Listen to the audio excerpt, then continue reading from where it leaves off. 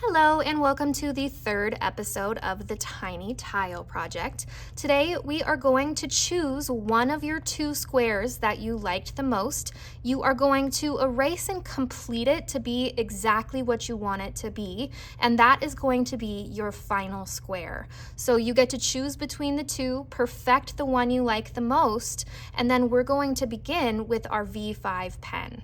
Now the first step is to go through and just very slowly and carefully outline all of your details. Now, we really want to take our time and go nice and slowly so that the ink is able to go all the way through to the back. So you can barely see it, but we are trying to show ourselves what it looks like on the back of the paper so that when it's time for us to fill in the back, that we'll be able to go through and see what we are supposed to be tracing so that this design is on both sides of the tile.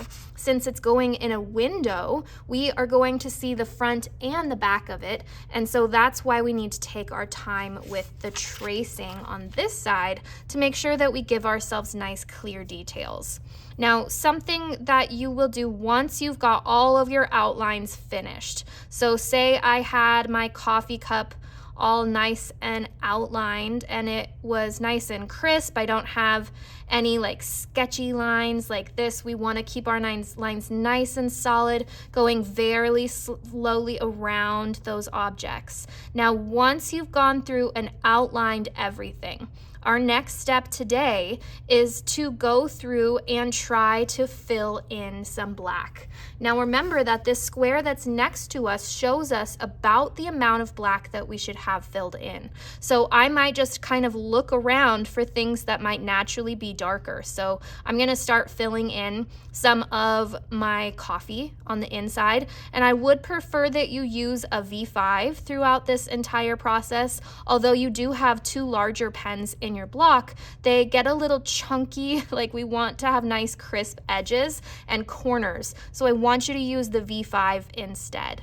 Now I might fill in the middle of my sunglasses, but maybe I'll leave like a little highlight. So think if there's like any details that you could leave within some spaces as you're slowly starting to fill them in.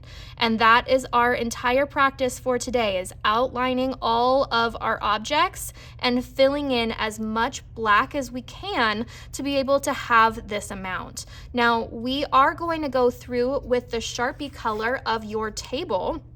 And that means that we want to avoid filling too much because we still have two colors that need to have an equal representation as what we have for black. So we are going to save some room to leave things white and to have them filled in for a color. So I would be a little bit hesitant in filling in too much with your black at this phase, mostly just outlines and things that could naturally be black. Like I could fill in the bottom of this paintbrush. Ooh, maybe I'll leave like the tip part so I can fill that in with a color, but then I'll just fill the top part in with black. So I'm looking for things that could naturally be filled with black and outlining all of my details just in the one square that you chose as your favorite one.